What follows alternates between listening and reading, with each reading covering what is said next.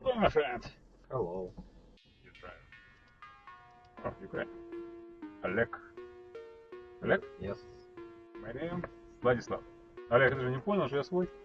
Честно говоря, я уже как-то привык, что имена Владислав, Елена, Ага. Елена из Прекрасно. Мексики. Еду и написано Роман. Я думаю, о, сейчас с Романом поговорю. Ага. Подъезжаю, а там тоже чернокожий парень. Я после этого вообще перестал обращать внимание на имена. Пару дней назад была Екатерина. Она села, такая, здравствуйте. Я такой, о, здравствуйте.